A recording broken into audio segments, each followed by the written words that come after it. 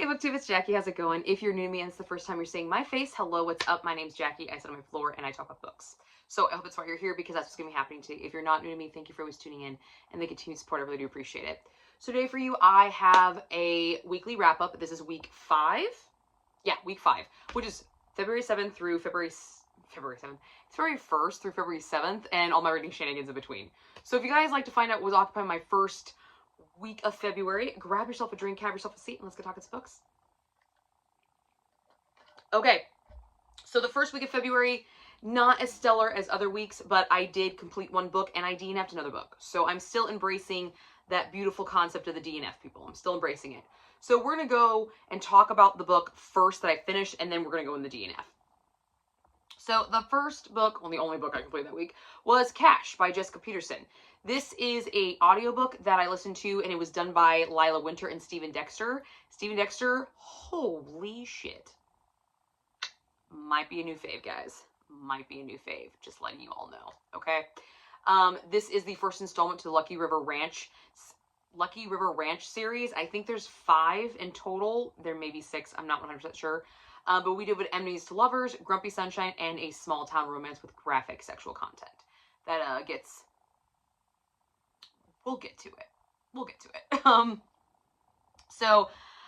Quick little summary. We feature Molly, and Molly has to go down to southern Texas because she has found out her father has passed away, and she is going to hear the reading of the will, where she finds out that she's a sole inheritor to his very lucrative and very, very large cattle ranch. However, there is a clause that she has to live on the ranch for a year prior to inheriting the entirety of the estate, which... You think, oh, it's not that big of a deal, but it is when you haven't lived on that ranch since you were a child, because her parents are divorced. And when they divorced, her mother took her and moved up north. And not due to any major reasons, the father and daughter did become estranged. They still very much cared about each other, but they just had nothing to do with each other, apparently. So this is kind of a culture shock and a little bit of a issue for Molly.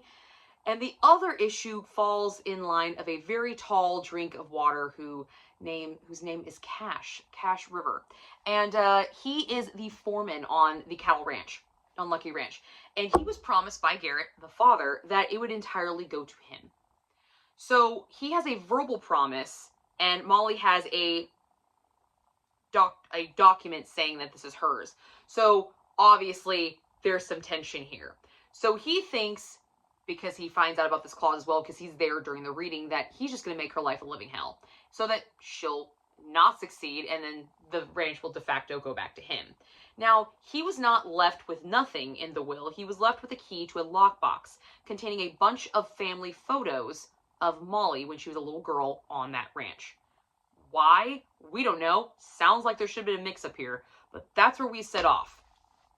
That's where our story takes place. Molly comes down to stay on the ranch to try to make the best of it, while her mother's lawyers try to get her out of this clause because she doesn't think this is actually a legal binding thing. But while that's happening, she decides to go there and try to make the best of it for the time being. And that's where our story really, really kicks off. So what worked? Constant tension between Molly and Cash from page 1 where they are introduced. Okay, from the first page they're introduced, there is tension. There is some really negative tension, and there's some really sexual tension, and there's some really good banter tension. I loved it because it was equal on both sides. It wasn't one outweighing the other. They were tit for tat, at each other's throats, back and forth, back and forth, back and forth. And I thought it was great. I love a good banter romance. I love it.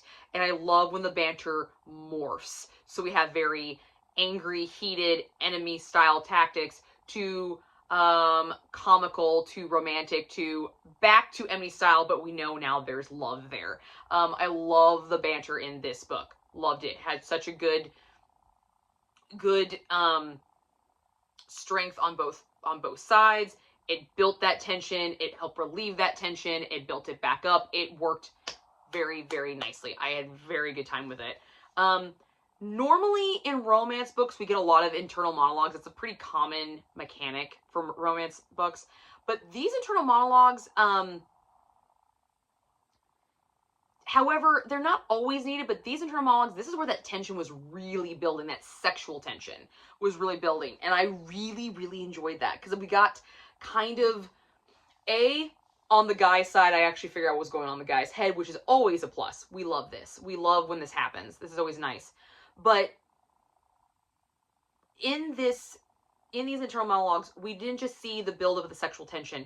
We also saw the struggle, which you don't always see. Usually you see the struggle on one party's side, but this one we saw both.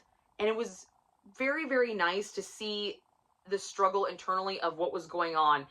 This mental struggle that we do, these high jumps, these obstacles that we have as humans when we're encountering other people and having to deal with issues that are just dropped in our laps, and now we have to fuck with it. I really enjoyed it. I thought it was done really, really well, especially with our characters and the setting they were put in. They weren't so off the wall that they weren't necessary, but at the same time, there was enough meat in them that it did help progress the story along. It wasn't just filler stuff, which sometimes internal monologues can turn into. I have seen read many romance books where the internal monologue is kind of a mute point. It's really not necessary because eventually that stuff comes out later. This stuff really never came out. We never saw the struggle. They never talked about the struggle with each other. So this is the only time we actually got to see this internal struggle and dilemma of how do I make this work, especially when the romance really started. That's when I really appreciated these internal monologues. Thought those were great. Definitely had a good time with them. Another thing that worked, and if you don't read epilogues, it doesn't matter. This book didn't need the epilogue. Where it ended, it was great. However, this book had an epilogue with a cliffhanger. So you could take the book at face value and be done with it, because this series is a series of interconnected standalones until you read the epilogue. And once you read the epilogue, then it becomes connected. So I really enjoyed that. I enjoyed the author giving me the option of making it a series or just keeping it as standalones and letting me have my little HEA right here. I enjoyed that immensely. That was fantastic. I am actually very much excited to continue with this series because of that cliffhanger ending in the epilogue. Really, really enjoyed that. I'm anxious to see how she is going to utilize it in the next book, seeing as that some people don't read epilogues, especially because sometimes they're not necessary. So I'm wondering how she's going to tie it. Is she just going to reverberate it back into the book? If she does, dumb. But if she doesn't, and she incorporates it and still gives me that piece, that's going to be excellent, because then I'm going to be able to have this book as its entity of itself, or I can look at it as a whole series.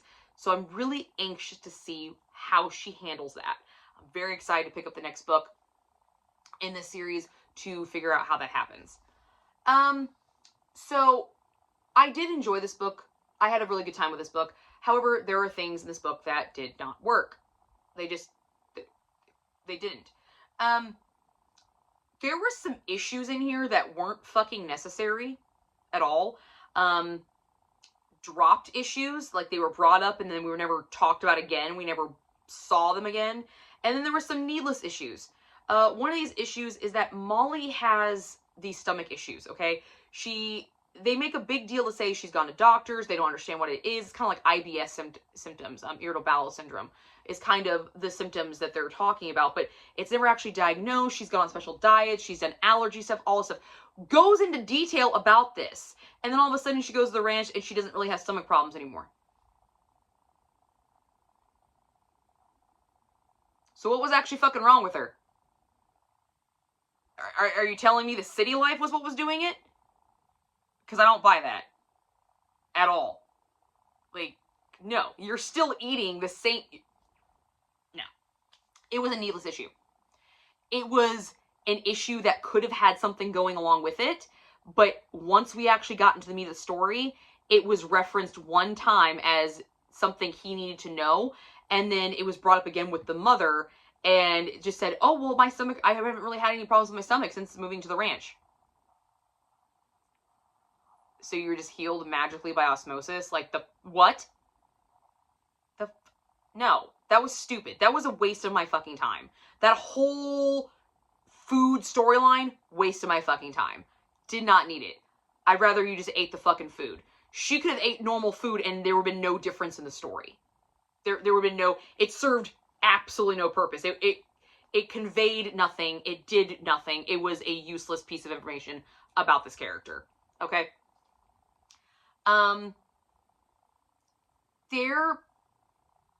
So Super Sexy Fun Times, very slow to get to. I do not mind a slow burn. I don't mind a slow burn. However, once we got to the burn, well, actually, we kind of had a burn. We already knew there was an attraction there. We had the banter. But once we actually got to the burn,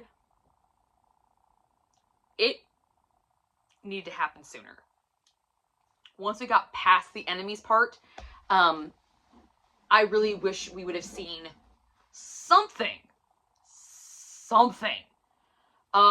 Because we didn't really have anything. But then we got to the burn, and then it was like cold fire. Like, that was it. There was no build up at that point. It was just like, oh, we like each other. Let's fucking go. Let's go. Let's go to town. Let's have some fun.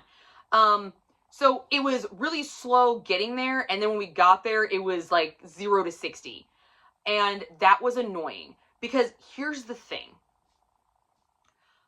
A lot of the tension, the tension, emotional tension, was during the internal monologues. So was a lot of the sexual tension. There is a clear scene where she's taking a bath in his location, and he's sitting outside the door thinking, she's naked in my tub. Oh my God, her boobs are like there. I'm like, is this the buildup that I'm getting right here? Like, what? But it worked because it was on both sides. We saw that on both sides. So I was like, okay, I can relate to that. I've done that. I've looked at people and been like, man, he is naked underneath that. Yeah. Can you just bend over just a little bit? Thank you. Like, I've been that. I've thought that way before. So I get it. But that was what we got majority of the book, and then all of a sudden we're getting the real fucking thing. And the real fucking thing was hot. Don't get me wrong. It was great. However, the first time scene was cringy as fuck. Oh my God. Let's get into it, okay? Let's fucking get into it. Okay, this was one of my biggest issues with this book. Biggest issues. So we go through the struggles, the internal monologues, the tension, the building, blah, blah, blah, blah, blah, blah, blah. We even get a little bit of a jealousy going on in here. Cool, whatever. We've got it all going. We've got it all primed, ready to go. We're in a bar, okay? We are in a seedy, two-horse town, redneck bar, all right? We all know where these bars, we've all been to these bars. They're not the cleanliness. They're not the nicest. They're redneck bars, okay? There's nothing wrong with them. Everyone teach their own. But we all know bars are not very clean places to begin with, especially their fucking bathrooms. All right? They're not. Bathrooms in general are not very clean, especially when they're public bathrooms. But then you throw in alcohol, hot and sweaty dancing in the heat in fucking Texas. It's hot. There's dirt. There's a lot of shit. There's beer. You see the picture here, okay?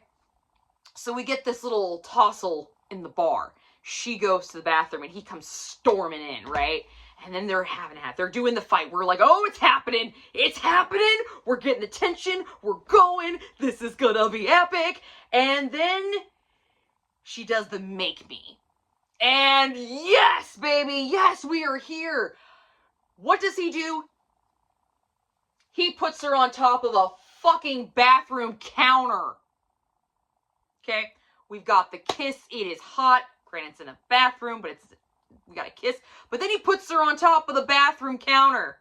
A public bathroom counter. I am all for, fun locations. Don't get me wrong. Yes, let's fucking go. But the first fucking time on the bathroom counter, and I'm not even talking we're banging. We're just doing some oral stuff right now, guys. We're just doing some oral stuff. So he has put her on a bathroom counter, a public bathroom counter in a fucking redneck bar, and he's gonna go to town on her.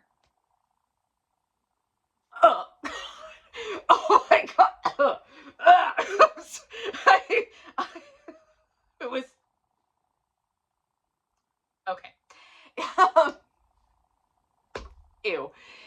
why it's ew. If I've read scenes like this, okay, I have. So it's not, like, horrible. The scene was hot, don't get me wrong. It was hot. It was. His dominance was there. His steam was there. It was great. You know, dirty talk, the whole 9 yards. Like, yeah, give it. Yeah, you're right. Come on. Let's go. Yeah, I loved it. Not, like, 4 chapters prior, we're in his truck. Okay, we're in his truck. And they make a point to say how clean his truck is. And he's like, well, yeah, I'm not going to sit on my seats bare-ass naked. I'm not going to do stuff bare-ass naked in my truck. They make a point to say how clean his house is. So we know that this rancher is a very clean motherfucker, okay? He is a cleanly person. And you're going to tell me the first time you go to town on your girl is going to be with your face and her vagina on a public bathroom counter in a bar bathroom. Fuck no. No. No. No. That was fucking cringe as shit. I did not like it. I did not like it. I am all for public places. That's cool. But the first time, man, the first fucking time. No, you should have kissed her, thrown her over your fucking shoulder, and then take her out to your truck and then done at least there, because at least you know your truck's fucking clean. Because we've already laid out the concept that you have a clean person and you keep a clean vehicle. Okay? We already know this. At least we know there's some sanitation stuff going on here. But the best part of this fucking scene is before he does this, he's like, how quiet can you be? Like, let's just put this to test. She goes to reciprocate, which is a little bit easier to pull a bathroom because her mouth is not anywhere near public spaces. It's just his, you know, like, you're on your knees. Like, you could, you get it. It's a little bit better because of how we're anatomically designed.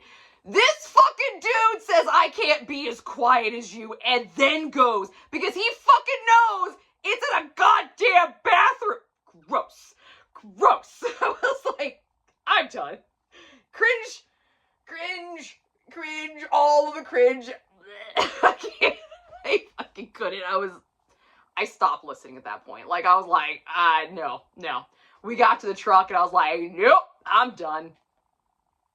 At least for today. Okay? I was like, there is some, man, I have seen some nasty ass bar bathrooms, and I'm just like, there ain't no fucking way I'm getting naked. I don't even actually put my ass on the toilet seat in some of these bathrooms. Like, I do the squat thing because, ew. Like, you are not doing this to me in a public fucking bathroom in a bar. Okay, it's not even like a clean restaurant. It's a fucking bar bathroom. There's fucking, no, thank you. That was gross. So that was a huge turn off for me in this book. Like, it actually turned me off. And I was like, I am all for a good oral scene. You all know this. A good dirty talk, a good dominant talk. Oh, and this guy nailed it with a dominancy. Oh, he was hot as fuck. But, no. Absolutely not. That was, no. Not after you made a huge fucking deal of acknowledging how clean this man is, how clean he keeps his house, how tidy, how clean he keeps his truck, the whole 9 yards, how clean he keeps himself, how good he smells. No. No dude that takes that good care of his shit is gonna take care of his woman the first fucking time in a goddamn bathroom. Maybe later on, maybe down the road, you know, after they've had some fun times and, you know, the newness has worn off. It's like a little wham bam, thank you ma'am, let's fucking go. But he ain't gonna put his fucking mouth on that goddamn counter. He's not putting it anywhere near it. Nor is he gonna put your vagina on it, because no, thank you. Gross. And I understand her vagina didn't have to touch the counter. There are ways of doing it. I'm fully aware of how the situation works. Okay? Been there. I know exactly how to keep it. Still not happening. Still not happening. No. Gross. Nah. Gross. Little gross. Little midget gross. Which brings me to the last thing that didn't work in this book. I mean, the cringe scene was one of the biggest things.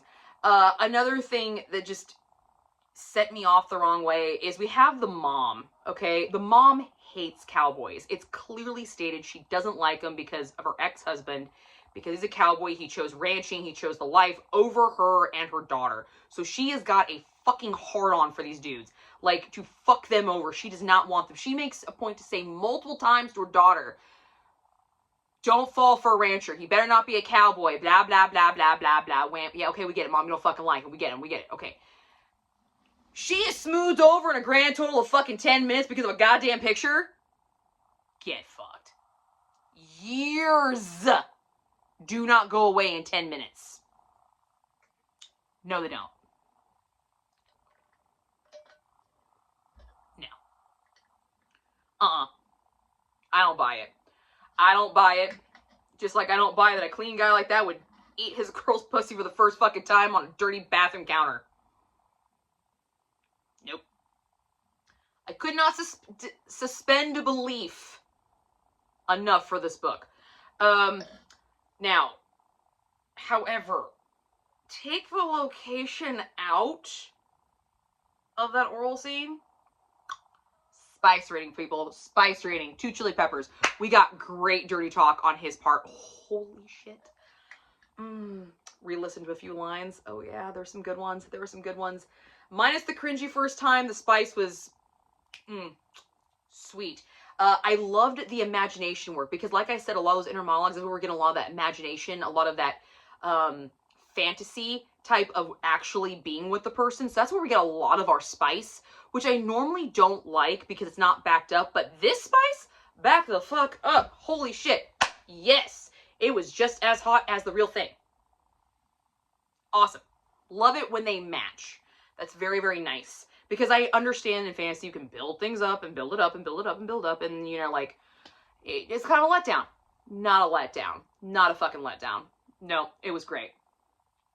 I also loved Cash's brief interludes of dominance. Yeah. Liked him a lot. Stephen Dexter's voice. Stephen Dexter, right? Yeah, Stephen Dexter's voice. Very nice. Very nice indeed, actually. There was a scene after we leave the bathroom and we go to the truck. That is, by the way, clean. We get the reciprocation of said act in the bathroom. Because apparently she didn't have a fucking problem with it.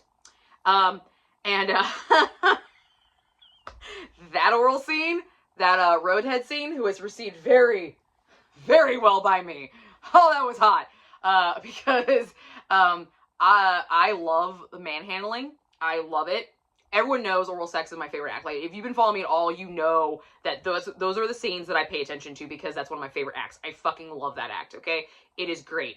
And when the guy takes over that act and does, like, some, like, I mean, he kind of was like, shut the fuck up and just do it. And, like, pushed her head down. I fucking died. Yeah. I love it. That made me so happy. It kind of sort of saved that for me. It was great. It was nice. And then we saw that carried over into the bedroom with the belt, and I was like, yeah, that's my fucking cowboy right there. Hell yeah, motherfucker. Sign me the fuck up. Heck, absolutely, yes. Everything but the bathroom. Everything but the bathroom was perfect. Loved it. Really, really great oral sex scenes for sure. Those were that the road one. I always love a good roadhead scene because it's hard to really. I've read them and I've seen authors, they either go too detailed to it where it's like, so they have like the controller or the armrest, like you can feel it, like you sometimes you get too detailed, like no. Like you gotta say, when a girl is doing that, we're not thinking about all the other fucking shit. We're going to town as long as you don't die. Like, we're doing that and hoping that we don't fucking die. Like, that's what's going on. We're not thinking about where the gear shift is or anything like that because we're not paying attention.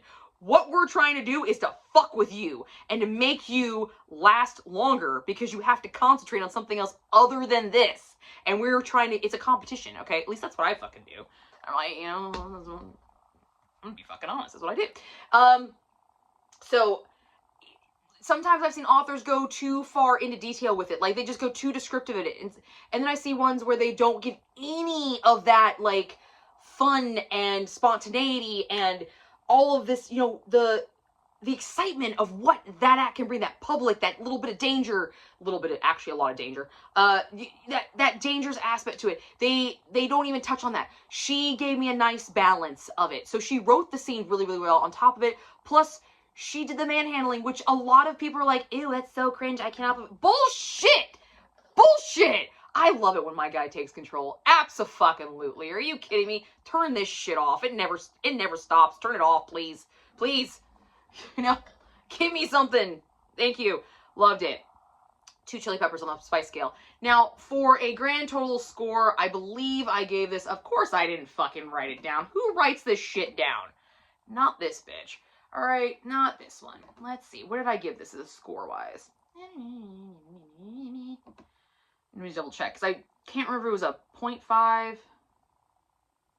It was just a 3-star. I gave this 3 stars. So, kind of in the middle, but 3 stars are not bad for me. They're not bad. I had a good time with it, and I do plan on continuing with the rest of the series because I definitely want to know how that epilogue works out. I really am excited about how she's going to use this mechanic. Really hoping she does not fall on her face. Because if she nails this, Jackie gonna be happy. Because sometimes I like epilogues, sometimes I don't. But if you're gonna give me something in the epilogue that's actually worthwhile, absolutely. But I also like my interconnected standalones. I like to be able to go back and, not that I've ever done it, but I like the idea of me going back and reading like my favorite of the series and not having to try to figure out what was going on in between them. So yeah, we're gonna go with that, and hopefully it'll be a plus. Now, this week I also had a DNF. This was actually really strange for me. I can't, I'm still like, how the fuck did I DNF this book? Like, why? Because it's one of my favorite authors, okay? So, Fate of a Royal by Megan Brandy and Mo Jones. Now, it's not entirely by Mo Jones, so that could be the reason why. I'm not quite for sure. But, this was an audiobook done by Teddy Hamilton and Aubrey Vincent. Teddy Hamilton couldn't save this fucking book. Couldn't. And I tried.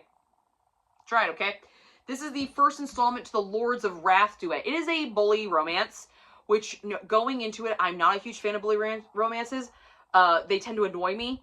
But a Mo Jones, queen of dark and twisted and fuck with your mind shit. I'm gonna trust her. Because I have. I've seen her pull out shit fucking crap and turn it to gold. So I'm gonna take it. But this is a paranormal dark romance. Enemies to lovers. We also have some fated mate. We do show some fantastical drug use. I don't like calling it drug use when it's paranormal shit because it's not real, but it is in place of real drugs. Let's just be honest. And we have orgies. And I DNF'd this.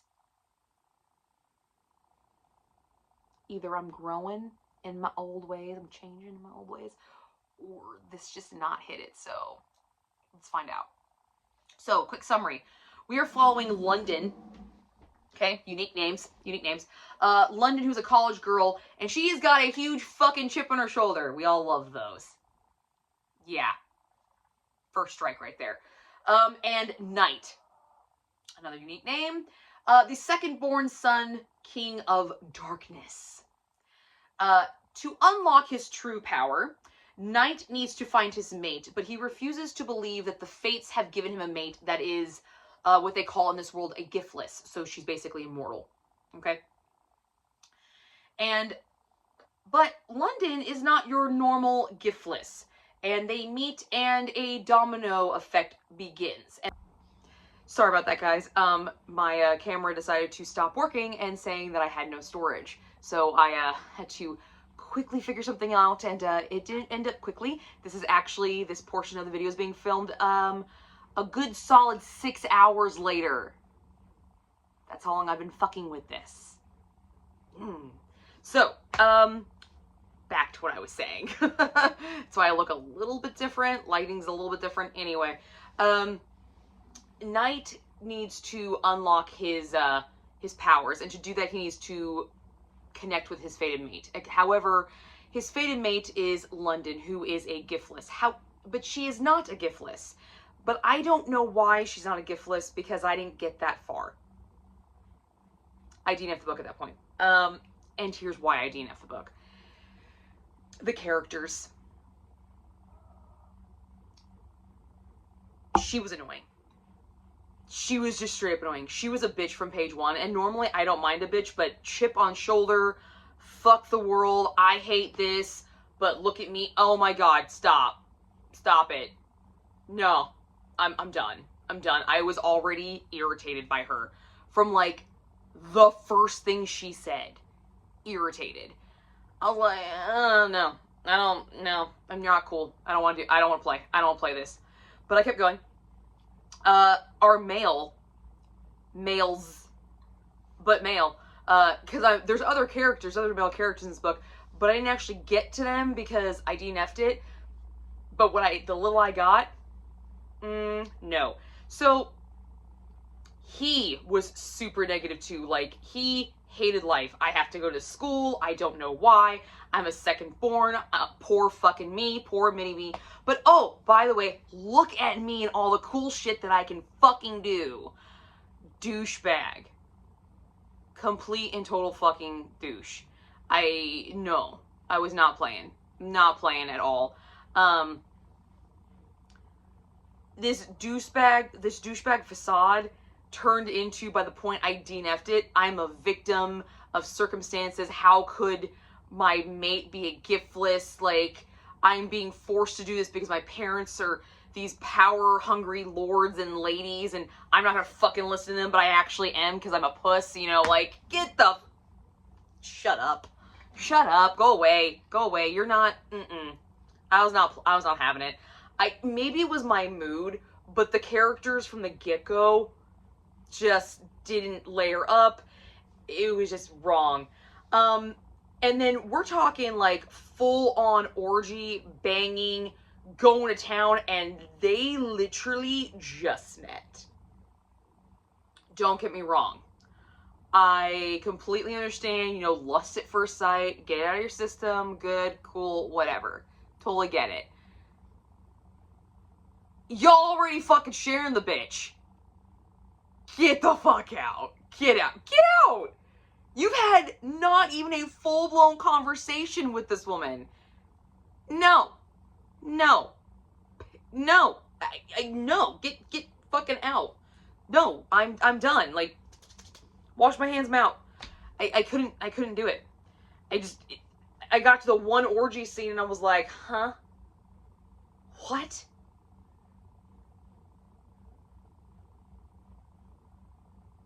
You gotta be shitting me with this. No, this is bullshit. This is bullshit. I'm out.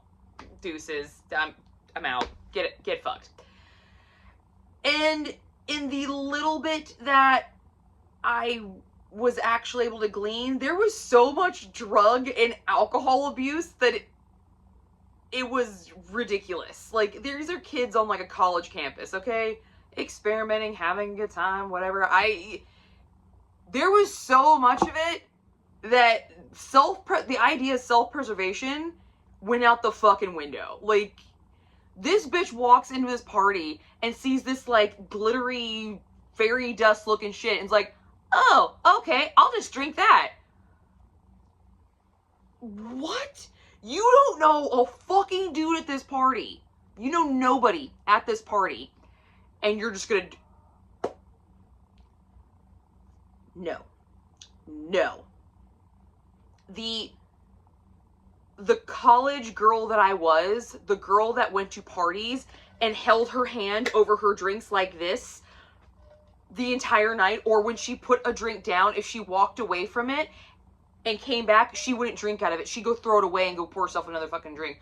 The girl who didn't let people get her drinks at bars or at house parties or anything, that girl came back full swing and was like, what is fucking wrong with you? What the what? No. No. You're idiot. Wash my hands of you. And at that point I was done. I got through one fucking party, then they went through some fucking like parallel dimension type thing because bad people showed up, more bad people showed up. yeah, that's what I got. And I was like, no, I'm not doing this.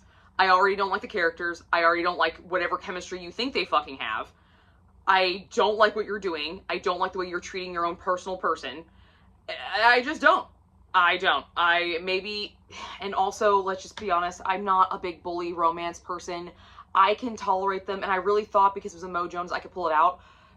And, you know, fucking, Teddy Hamilton's narrating this, but he was just, I mean, I have listened to a lot of Teddy Hamilton books, and for some reason, like, every Teddy Hamilton book I listen to, he's like, it's a paranormal, kind of, like, he does a lot of aliens, like the,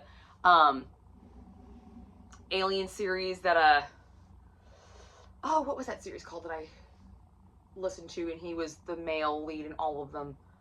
Which one was it?